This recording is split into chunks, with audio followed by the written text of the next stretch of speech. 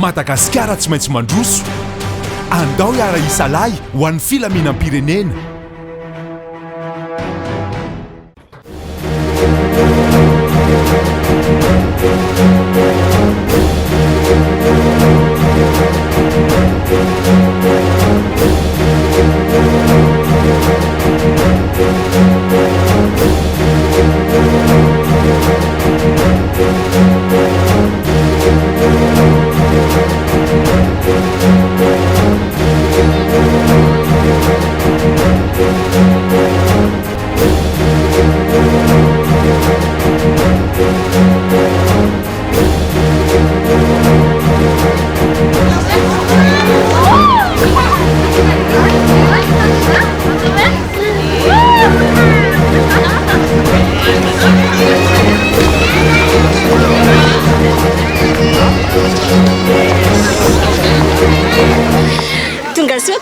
Fandarana fiarovam-pirenena tonga soa ihany koa eto amin'ny Alleux de Baobab eto amin'ny faritry ny Menabe nisy filaminana anatiny mahakasika ny faritra no horesantsika eto anatin'ity fandarana fiarovam-pirenena ity ahitantsika arak'izao aloha zany fa dia marobe ireo mpizahatany tonga mitsidika ny ety amin'ny Alleux de Baobab na io teratany malagasy na teratany vahiny midika izay fa mandry fahalemana ny ety amin'ny faritry Menabe io panatanteraka ao anatin'izay ny fandarantsika manokana izay tanan'ireo antoko tafika telo misy eto Madagasikara ny tafika malagasy ny polisy pirenena ny gendarmerie pirenena na ny force de sécurité izay mitambatra mivondrona amin'iray iny ao anatin'izany fametrahana fandriampahalemana izany satria dia notanterahana taty amin'ny faritsy Menabe anisy andiany voalohany tao anatin'ny forum interrégional de la défense et la sécurité afahana mametraka trano manatsara an'izany setry ny filaminana izany ny fitondram-panjakana malagasy izay anisany ihany koa nampitaovana ary manohana tamin'ny alalan'ny gouvernement malagasy satria dia ho hitantsika ao anatin'ny fanadiadiana hoe aiza ho aiza ny fandraisana anjara ny rehetra atao anatin'izany setry ny filaminana izany nandritra n'izay forum izay fa aloha jerentsika amin'ny ankapobeny hoe manana sahoana ny fizotrana izany forum interrégional de la défense et la sécurité andiny voalohany izany.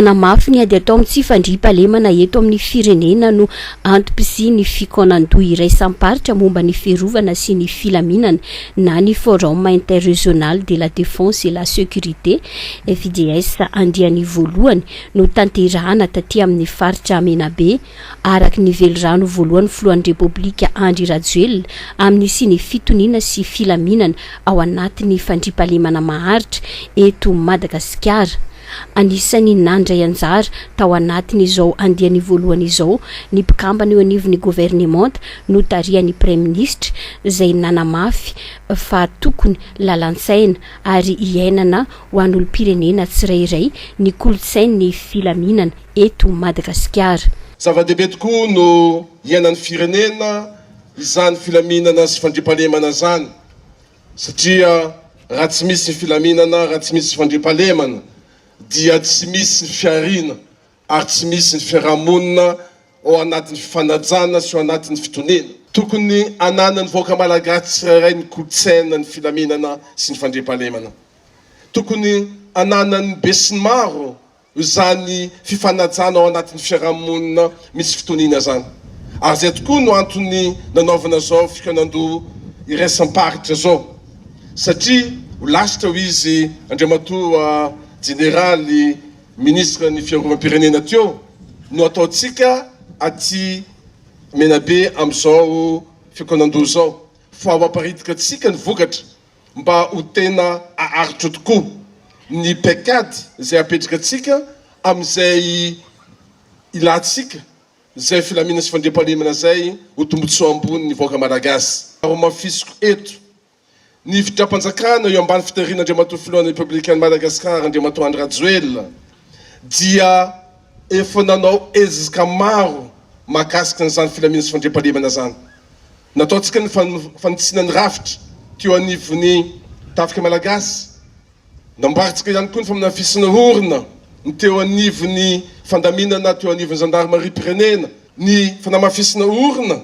ny teo anivon'ny polisy-pirenena. Nametrahantsika reny fitadiavam-paritra ny polisy-pirenena ny filaminana anatiny teo amin'ny firenentsika. Nametrahantsika reny komisaria maro dia maro. Zay no itondrako ny teny tsotra ho an'ny vahoaka malagasy manontolo, satria tsy misy zavatra hovanina eto anivon'ny firenentsika raha tsy tsika malagasy tsirairay tonga saina sy manampy ny mpitandro ny filaminana, manampy ny eo anivon'ny lafitany, manampy ny eo anivon'ny fitsarana mba tena ho tonga tokoa amin'ny tanjona iretsika tsika dia ny filaminana sy fandriampahalemana. Zany ihany koa no anaovako antsoavo ho an'ny vahoaka malagasy, satria hiatrika zava-dehibe tokoa ny firenentsika amin'ity taona ity, hiatrika fifidianana ny filoham-pirenena atsika amin'ny fahasivy ny volana novambra ho avy zao ny fiodinana voalohany. Raha toa ka ho hisy ny fiodinana faharoa dia amin'ny faharoapolo ny volana desambra nanaovantsika an'izany. Zany rehetrarehetra zany tompolasy tompovavy dia tokony ho raisitsika ho fanamby ntsika tsirairay mba ho hisy ny filamina sy fandriampahalemana. Tsy tokony ho adalainy ny mpanao politika atsika, tsy tokony adalainy fahavalon'ny pirenena atsika, fa hitsoratrany atsika vahoaka malagasy mba anatanteraka zany asa miandry ny tsirairay zany dia ny safidianantsika ny filohan'ny Republikan'ny Madagasikara ho anatin'ny 5 taona ho avy indray.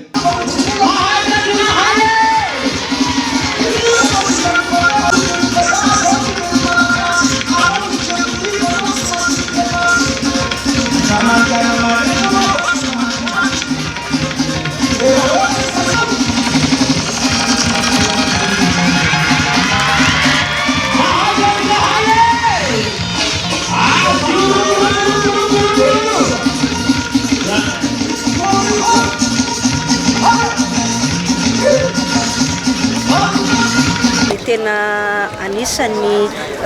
antony andraisan'ny ministeran'ny serasera sy ny kolotsaina anjara dia misy fitezana, mila atao fitezana olo-pirenena vanina, mila atao rehefa miresaka fandriampahalemana tsika sy fiarovana, tsy hoe ny mpitandro filaminana izay mitana fitaovam-piadiana ihany no mandray anjara amin'ny fametrahana ny fandriampahalemana, fa tsika olo-tsotra olo-pirenena sivily ihany koa amin'ny tsy firaisana tsy kombakomba amin'ny ratsy efa nambaran'Andriamatoa Prime Ministre izay amin'ny fanamorana ny asa mpitandro filaminana rehefa eny an-kianjeny, fa tsy hoe tsika indray no andehana sarotra azy. Misy fifampitezana zany mila atao mba ahafahana hoe ny olona rehetrarehetra samy mandray anjara ao anatin'izay resaka ady amin'ny tsy fisian'ny fandriampahalemana izay. Zay le hoe tagna maro ny fandriampahalemana izay mivoizin'ny ministera ny serasera sy ny kolotsaina rehefa niraisana dia misehatra ny fandriampahalemana ahafahantsika hoe ny olona rehetrarehetra zany tokony mahatsiaro tompona andraikitra daholo, zay no ahafahantsika mahazo an'izay fandriampahalemana maharitra izay. Faritra 5 no niara nandray anjara tao anatin'izao hetsika andiany voalohany izany, nahitana ny faritry Menabe,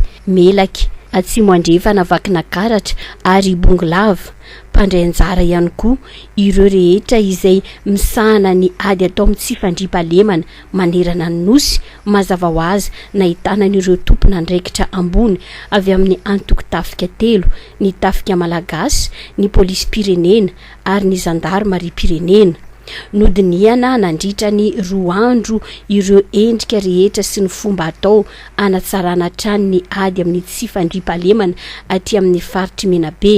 vonina iroso ao anatin'ny fanatanterahana n'ireo rehetra ireo mamaly ny etaetan'ny olona ny tompona andraikitra eo anivon'ny filaminana anomezana lanja ny forum mandiany voalohany no tanterahana taty amin'ny faritra Menabe izay mahakasika ny fandriam-pahalemana ady atao amin'ny fandriam-pahalemana zany hoe fanamafisana ny ady atao amin'ny tsy fandriam-pahalemana ireo ministra tompona andraikitra voalohany ao anatin'izany setry ny fandriam-pahalemana izany no miaraka keto amin'izao fotoana izao anisany fanamby lehibe ny forum tanterahana teto manahoana amin'ny ankapobeny ny tena hoe fanatanterahana ny nandraisana ihany koa indrindra fa hoe nanosika anareo tompona andraikitra voalohany eo anivon'ny setry ny fiarovana sy ny filaminana eto Madagasikara nanatanteraka an'izay fokoanandoha iraisam-paritra izay nandehanana novana an'ity forum interrégional pour la défense et la sécurité ity zany santatra ambavarany ihany ty raha itsika foana isan'andro ny avy any ambony mitondra vahaolana tia ifotony dia mba hoezahana zany amin'ity mandeha ty hoe ny ny vahoaka mihitsy masaina amin'ny teny ny olona zavatra manahirana azy ary saina mamola vola ihany koa hoe inona mieritreriny mety amana an'izany olana zany zay zany foto-kevitra lehibe amin'ity manaraka izany dia tanina koa zany ny olona mba tsy atahotra mba hiara iasa tanteraka amin'ny mpitandro ny filaminana miara iasa zany be dia be ny azo hanehoana an'izany fa ohatra fotsiny hoe ny filazam-baovao na filazana zavatra marina ahafahana mandray fepetra amin'izay mety azy ka ny teto Menabe dia isorana manokana zany ny vahoaka ny Menabe iray manontolo isorana manokana eto ny olom-boafidy ny olom-boatendry ny vonim-bahoaka sy aram-bafana vahoaka malagasy rehetra fa dia nafinaritra ny zavatra natao tsy araky ny eritreretana azy satria raha nasaina ny teny ireo olona misy ihany koa ny tsy afaka ny teny satria fandrombahana ny fitenenana fa malina azy koa etsy an-daniny ihany ka izay no mahafapo mahavelombolo hoe raha miara mientana ohatr'izany daholo tsika rehetra hiara iasy itsika vahoaka sy zahay mpitandro ny filaminana satria averina foana hoe tsy ho vitanay irery izy ity fa ny fiaraha-miasantsika ary tokony ohatra lehibe amin'ny sehatra rehetrarehetra zany ny asehoanay telo mirahalahy reto hoe miaraka izay mamahazavatra anankiray dia raha misy fiarahana ohatr'izay daholo isaky ny tanatohatra rehetra mino aho fa kely sisany olana mety hovahana faritra rehetra ihany koa mangetaeta ny fokoanandoto izao manahoana ny fitohizan'izay ho any andiany manaraka araka ny lazaiko teo hoe satatra-mbavarany ihany ty fa hoe zahantsika ny anatsaratsara azy apetipety kokoa azy mba isiany filaminana maritra amin'ity Madagasikara antsika ity ka iezahana arak'izay azo atao ny anitetezana ny faritra tsy ny faritra tsirairay akory fa mitambatambatra eo ny faritra dia hitantsika eo ny fa tsy maintsy atao ty voalohany zao faharoa ary rehefa vita daholo ty eritrery ty afaka mamoaka amin'ny voalohany afaka mamoaka livre vert moa izy ny fitenin'ny zareo Europeanina azy fa rehefa kelikely ity mihitsy zany mifototry ny livre blanc antsika izay propre ao antsika mihitsy zany satria tsika ny nanao azy ny hevitritsika rehetrarehetra no ahafahana manao an'izany afaka io moa tsy azakazana afaka heritaona na rotaona ohatra efa afaka mandrafitra an'izany tsika fa zay no mahavelombolo hoezahana zany ny tetin'ny faritra any amin'izay mahamety azy tsirairay amin'ny lafiny manaraka Andriamatoa contrôleur général de police ministre ny filaminam-bahoaka inona ny tena hoe nanamarika ny polisy pirenena tao anatin'ilay fokoanandona andritra ny 2 andro aizahoaizainy koa ny fiarahametana indrindra ny polisy pirenena raha no tsiakely tsika raha tamin'ny 74 nandraisana Andriamatoa filoham-pirenena ny fitondrana dia tena 112 zany Menabe zany fa no niezaka ny mpitandro ny filaminana dia miena ary efa tsapy zany fiainana zany ary na reo vahoaka nametraka amin'ny fanontaniana dia isan'ny nanamarika an'izany akio zany hoe isan'ny tomba nezaka ihany koa zany iny fikoanandona ataontsika etadiny ary nitsokevitra navoaka teo dia ho ataonay fanohitra lehibe ahafahanay mandrindra ny asa ho atao amin'ny manomboka amin'ny heritaona izay zavatra azo tanterana avy hatrano dia fanamena baiko ny tale généraly polisy pirenena. Ny zavatra marina anankiray dia mifanamporofona amin'ny vahoaka malagasy fa iray ny mpitandro filaminana eto Madagasikara tsy ho voatotoana amin'ny zavatra fa voaporofo taty amin'ny faritra Menabe fa tena manana firaisan-kina ary manana hevitra atoka ny mpitandro filaminana. Andriamatoa sekretera fanjakana maditiny gendarmerie eo anivon'ny ministera fiarovam-pirenena namanao ny zandary anisan'ny teny voizina foana eo anivon'ny gendarmerie pirenena nanao anay koa ny fandraisana anjara ny zandary inona ny tena navohitra tao anatiny izao fokoan'andro nandritra ny 2 andro izao aiza ihany koa ny fiarahana mentana amin'ny ady atao amin'ny tsy fandriam-pahalemana. Raha natao ty zavatra ty niainga tamin'ny fijerena mahalalitsika fa be ny vokatra azo ny olona veriomby, ny olona nangalatra, ny alatra voasakana fa miara-miaiko koa tsika rehetrarehetra nefa fa mbola betsaka ny tsy tombana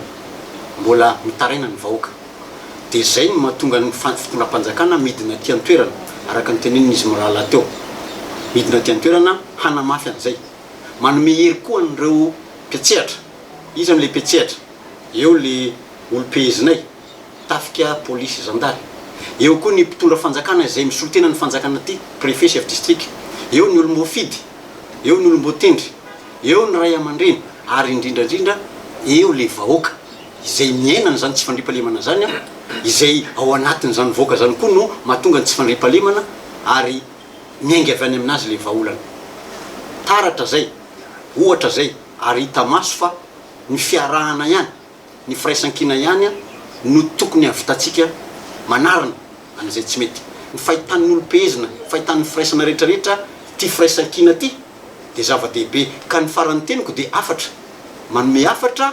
ho antsika mpitandro filaminana telotota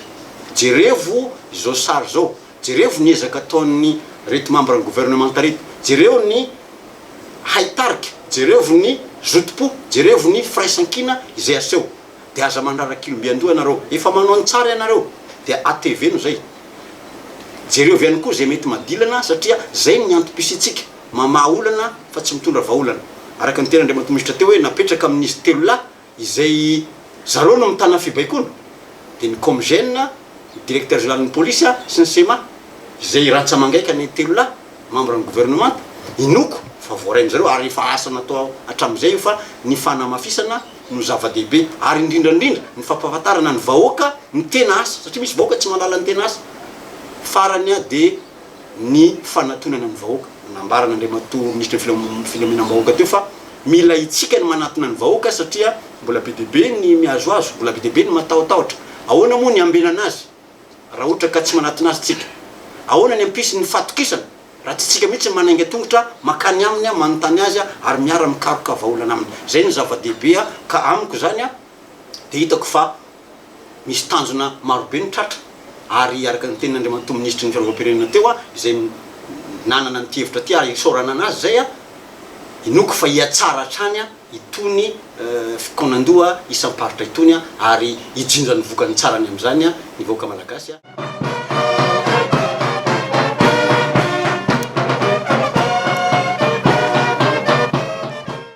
raha nazatra hatramin'izay ny adirery ny mpitandro filaminana manatanteraka ny asan'izy ireo ao anatin'ny fametrahana fandriam-pahalemana eto Madagasikara dia paikady vaovao kosa no tiana navohitra tao anatiny izao fokoan'andoha iraisam-paritra izao zany hoe miezaka manantona ifotona manadiady mampandray anjara ny tsirairay indrindra fa ireo vahoaka izay mety hiara-ny tsy fandriam-pahalemana ny eo anivon'ny mpitandro filaminana nafana arak'izany ny ady hevitra tao anatiny izay 2 andro izay ary tsy ho an'olon-tsotra fotsiny fa ireo tompon'andraikitra ety fotony ihany koa ny sehatra tao anatiny izany ampanatretena tanteraka no ilazako eto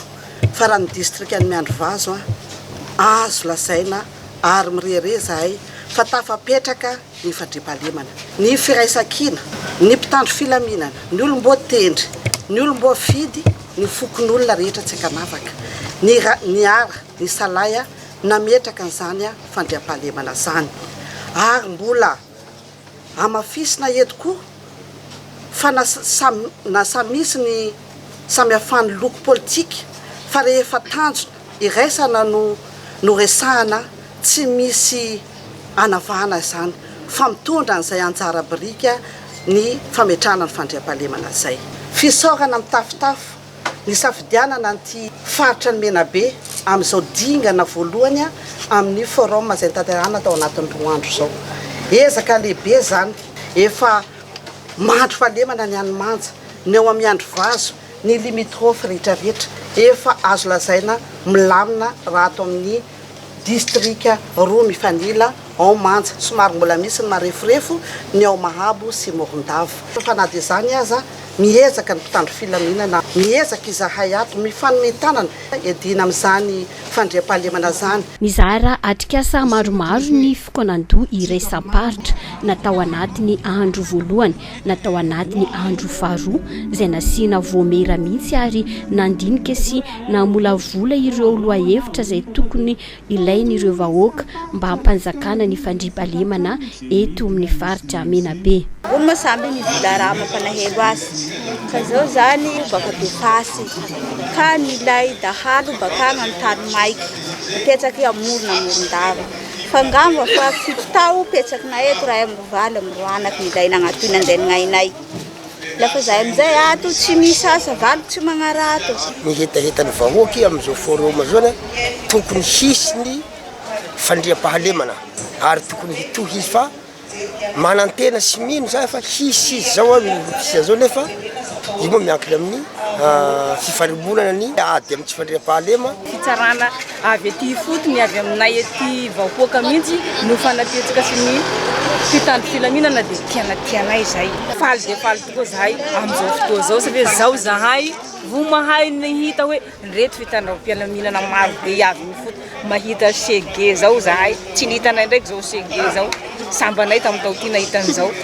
ary miaramila maro zao mianakinay azy an-tanà eto an-tanàn-drenivohitra eto fa agnisan'ny famangorogoro mahita andreo karazany miaramila isan-karazan'ireo sa mindraky nareo andesinareo ambanivohitsy agny araky ny resaky ny maly zay hoe na dia nranjersany miaramila io avao andesinareo misafonay fa mangitikitiky reo fa matahotsy safonareo matetiky le zahay miandry zahay ary miandrandra fa hitondra fandriam-pahalemana ipaka agny amin'ny vahoaka ny vokatry zao forum zao dia niezaka nametraka fanontaniana sy nanome sosokevitra mba ahitana an'izay fandriam-pahalemana ipaka agny amin'ny vahoaka sambany mba mahitaky ireto ray aman-dreny be tika miaramila aby reto malaza avao moa hoe begalo fa mahita ny havamba aby tika temany nahitegna nanimbady général io ndraindraiky misy tsy haintegna koa ndraindraiky tila ka makasitraka antika satria ty fahitahanareo hoatran'izao manome hery any vahoaka manome hery ho an'ny mpiasa-panjakana sy ny olo rehetrarehetra aty amin'ny faritra izay angatahanay miteteza faritra ty forum ty fa hampiova zavatra be ho any am'izay faritra zay handehanantsika hanovanareo an'ity forum fikanan-doha be ty tanjona nisy ny fenkevitra tao anatiny izao fikonan-doha iraisam-paritra izao mba ahafahany rehetra mirosy manatsaratrany ny asa fiarovana eto Madagasikara indrindra mba ahafahany mpitandro filaminana ihany koa mamaly aingana arakaraky ny filany tsirairay tao anatiny izany rehetra izany.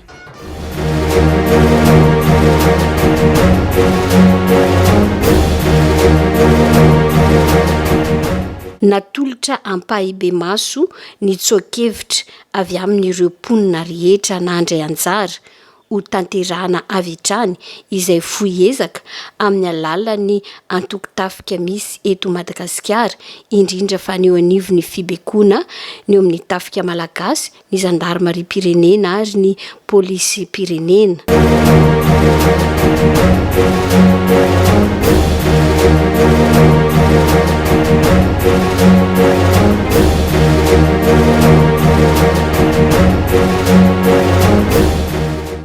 nisongadina arak'izany ny fampiratiana ankoatran'izay atrikasa sy ny fandraisana anjara fitenenana izay na fanana mantatra ihany koa ireo faritra 5 izay samy manana ny mampiavaka azy tao anatin'izao forum izao ary manana ihany koa ny manasongadina azy ahafahan'izy ireo izay manome sy manatsara ny fampandrosoana ho an'ny mponina tsirairay avy na ranty teto avokoa arak'izany ireo rehetra ireo na ny faritra indrindra fa ny makasika ny asa tanterahany ireo mpitandro filaminana.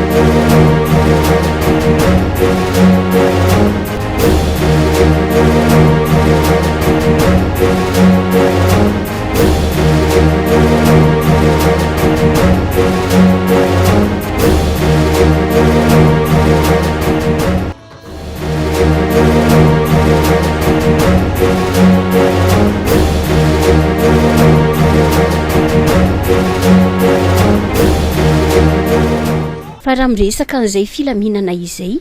araky ny fahafantatsika dia miara misala mametraka fandriampahalemana eto Madagasikara ny antoko tafika 3 misy eto amin'ny tany Repoblika ny Madagasikara, ny tafika malagasy, ny polisy pirenena, ny gendarmerie pirenena.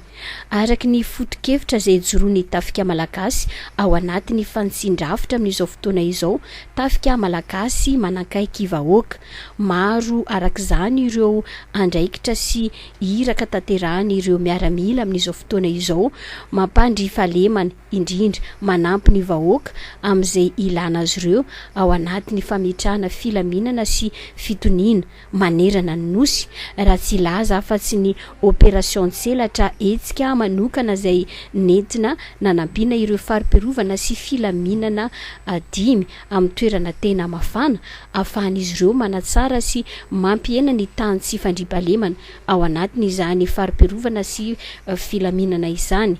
Tsy tambo isaina raha ny vokatra efa azo ho an'ny tafika malagasy hatramin'ny sy ny etsika opération tselatra io.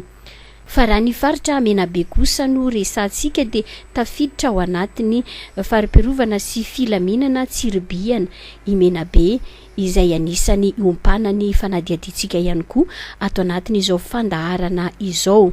Anisan'ny faritra tena mafana misy ny ZDS Tsiribiana général comme zone manaona sahoana izany hoe tena fametrahana fandriampahalemana tanterahany tafika malagasy aty amin'ny faritra izay adidinao ianao ihany koa izay sendranay midina ty fotony mihitsy ianao manara-maso amin'ny fomba fiasan'ireo miaramila fahaizao amin'ny ankapobeny. Zone de défense et sécurité Tsiribiana dia tsara ho fantatra fa manomboka avy any Manja ka hatrany Besalampy, zany hoe zany région ny Menabe miaraka amin'ny région ny Melaky. Mafana dia mafana ty faritra ty ary raha mahafantatra zany. Zany indrindra ny antom-pisina nandefasana amin'ny BOA anankiroa, BOA Kilizato sy ny BOA ny Rofenibe. Akoatra ny fiaraha-miasa amin'ny samy FDS dia mirindra tsara koa amin'izao fotoana zao fiaraha-miasa miaraka amin'ny vahoaka eny fotony. Zay mandray andraikitra tanteraka miara-miasa amin'ny miaramila sy ny zandary ary ny polisy. Ny resaka omby moa zany fangalarana omby général ny tena hoe mampalaza nyity faritra ty manahoana le fomba piasa miandry antso avy any amin'ny ponina ve sa hoe misy fanaovana patrouille foana zany hoe mahenika ny ZDS mihitsy zay faritra iadidinareo ny fametrahana izay fandriam-pahalemana zay. Mba hisian'ny fisorohana dia tsy maintsy manao fiaraha-miasa amin'ireo vahoaka eny fotony ankoatrany patrouille zay ataon'ireo miaramila sy ny opération tselatra zay mbola mitohy hatramin'izao dia misava kizo koa ny BOA rehetrarehetra misafo an'ireny kizo reny ary ravana raha ohatra ka misy doby ifaharan'le olon-dratsy. Fantaro fa nisan'ny faritra tena mafana i faritra Menabe saingy nazanona zany dia miasa andro aman'alina ireo miaramila avy eo anivon'ny bataillon de Fonterie Morondava izay mandrafitra ny zone de défense et de sécurité Tsurbiana miantoka ny fandriam-pahalemana miady amin'ny asan-dahalo ao anatin'ireo toerana ireo. Talolo 2 dia nafana izay asan-dahalo izay ary anisany toerana mampikaikaiky ny olona ihany koa Ankilizato raha somary iverenantsika ny tantara ny zava-misy tamin'izany ny fisina andian-dahalo nanafika ny tanàna saingy ara-potoana ihany koa ny fahavononan'ireo miaramila tonga nanampy ireo mponina nahatratrarana ny omby tamin'izany. Loharano-bavao izay fanaovako tamin'ny président filanjara dia misy dahalo eo amin'ny 700 manafika eo amin'izao fotoana izao.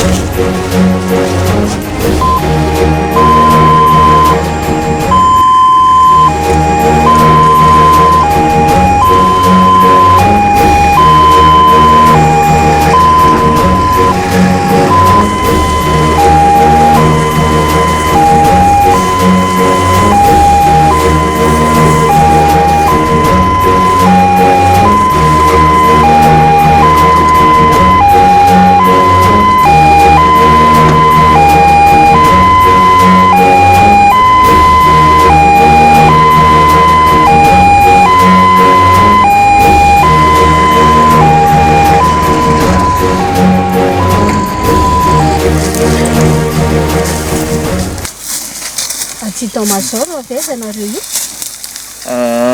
Avy any Filanjara zay zao avy nanaradia omby noentiny mpangalatra any Beoky. Manahoana zany hoe iainanareo miaramila mampandry fahalemana ty fotony zany? Falerana midalo aloha dia efa matetika ty amin'ny faritra ty ary tena hita fa mafy miantra manaina mihitsy satria mandeha andro manalina any anaty ala ny matory na mety avokoa ny orana misy mipita rano tena rano be mihitsy fa mila mampiasa an'le fianarana fototra izay niraisina tany amin'ny stage zay nataony ambaratonga tsirairay avy dalo atyny tsy ohatran'ireny mpangalatra any amin'ny tanàny lehibe reny fa manana basy mitovy amin'reto basinay reto ary manana fahasahiana na dia efa basy mitondro aminy zao dia mbola tonga foana izy tany avaratra tany zao zay nahita olona manana fusil à lunette efa olotsotra fa dahalo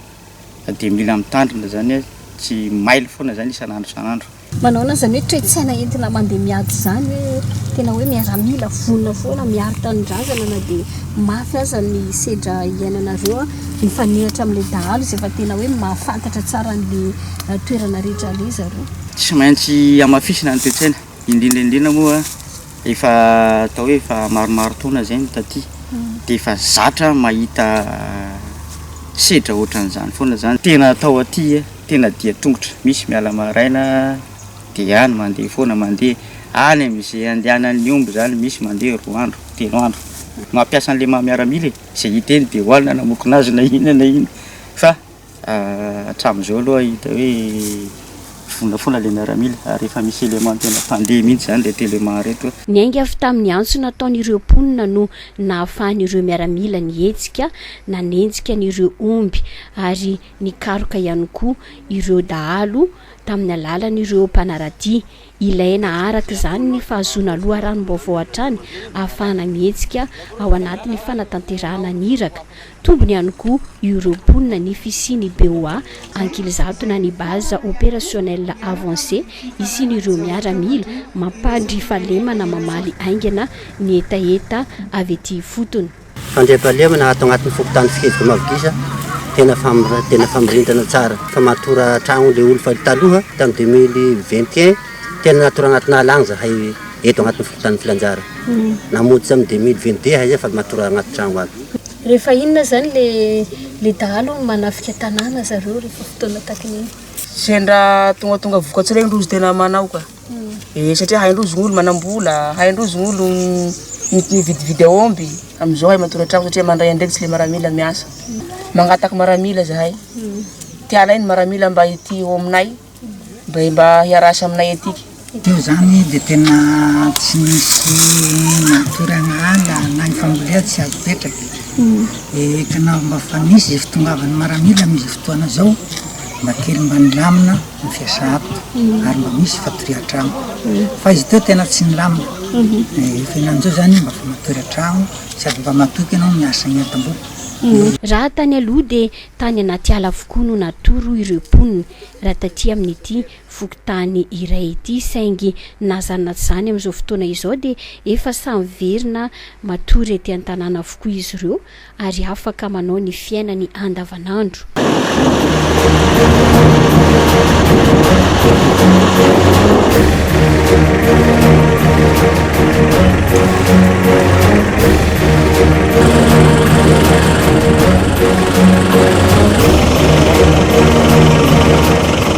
Ankoatran'izay sy nety amin'ny faritra Menabe ihany anefa fa manerana ny nosy no anaovany tafika malagasy etsika toy izao ary ahitana n'ireo miaramila mampandry fahalemana ao anatiny izay fanampina ny vahoaka izay ankoatra ny fanaovana ihany koa asa sosialy sivily sy miaramila na ny action civilo-militaire izay nahafantarana ny miaramila amin'ny alalan'ny fanampina ara-pahasalamana na fanampina amin'ny fiainana andavanandro araky ny filan'ireo mponina indrindra fa rehefa misy tranga tampoka na ny loza voajanahary dia tsy miraviravy tanana ny tafika malagasy.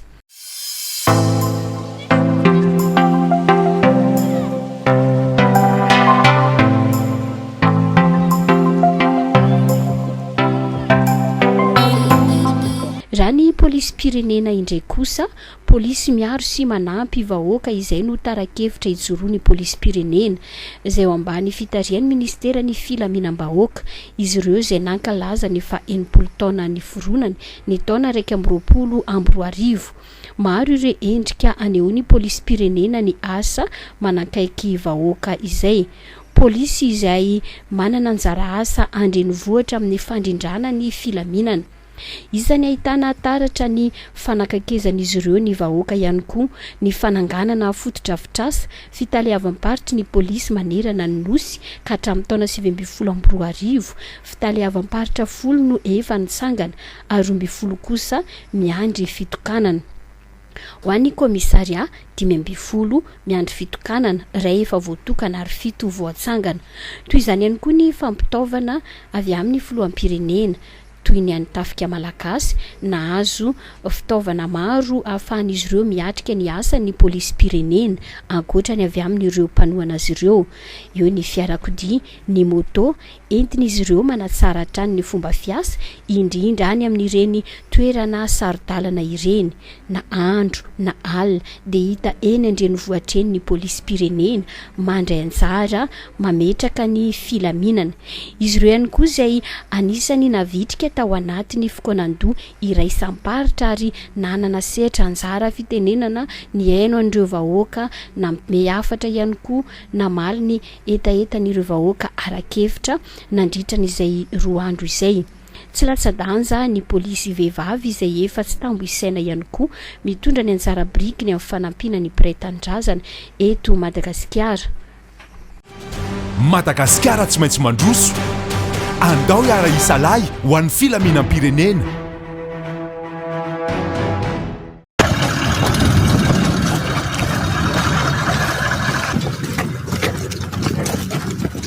Farany ny zandarmaria pirenena miantoka ny fandriam-pahalemana sy filaminana anatiny indrindra ny eny ambanivohitra ny zandarmaria pirenena mifameno amin'ny asa ny tafika malagasy sy polisy pirenena ny asa ny zandary. Mazava ho azy fa tazana nandray anjara tao anatiny forum interrégional de la défense et la sécurité taty amin'ny faritra Menabe ihany koa ny zandarmaria pirenena. Paikady vaovao voizin'ny sekretera mpanjakana medidiny zandarmaria pirenena eo anivy ny ministera ny fiarovam-pirenena miaraka amin'ny fibekona ny zandarmaria pirenena sy ireo ratsa mangaika rehetra miparitaka eraky ny Madagasikara ny fampandraisana andraikitra ny olo-pirenena amin'ny fanentanana andray anjara amin'ny fametrahana fandriam-pahalemana. Io ilay antsoina hoe tana maro ny fandriam-pahalemana nentina ihany koa manatsara ny ady atao amin'ny tsy fandriam-pahalemana. Isan-taona dia manofana sy mamoaka zandary mpianatra raha ny sekoly ny zandarmaria pirenena na ny EGNA any Ambositra mba hanatevenan-daharana ireo izay efa eny an-kianja miandraikitra ny fandriam-pahalemana. Torak'izany ihany koa ny sekoly ambony zandarmaria pirenena na ny ESGN na Moramanga manofana ireo zandarmaria efa amperinasa makatrekefa manokana hoentina manatsara trany ny fomba fiasa sy mba amatianina eny an-kianja. Fanisany vondrikery manokana ary mampiavaka ny zandary Marie-Pyrénéenne ny commandement des formations spécialisées na ny CFS eny Ivato izay manofana ireo zandary nantsona hiaro ny ainy ireo tompona andraikitra ambony eo anivon'ny fanjakana na io teratany malagasy na vahiny manana andraikitra ambony tonga miasa eto Madagasikara. Hitantsika arak'izany fa samy manana ny mampiavaka azy ireo antoko-tafika telo misy eto Madagasikara ireo mba ahafahana mametraka ny fandriam-pahalemana eto Madagasikara izay. Ankoatrany atrikasa ny tanterahany sy ireo fandraisana anjara fitenenana ny fampiratiana dia nahazo anjara fanampiana avy any amin'ny fitondram-panjakana ihany koa ireo be antitra izay sahirana tao anatiny izao forum izao toanaina vatsy na afahan'izy ireo miatrika ny fiainany andavanandro. Tsy latsa-danja ihany koa nefa ny fampianarana maimaim-poana teny anglisy nataony teo anivony ministeran'ny fiarovam-pirenena mba ahafahana ihany koa manatsara ny fahaiza-manao ny ireo tanora izay tonga mavitrika. Raha fehezina dia fanombohana ihany dingana voalohany ny forum interrégional de la défense et la sécurité no tanterana taty amin'ny faritra Menabe fa mbola itety manerana ny nosy ity etsika ity mba hisi ny tena fandriam-pahalemana maharitra tokoa eto Madagasikara.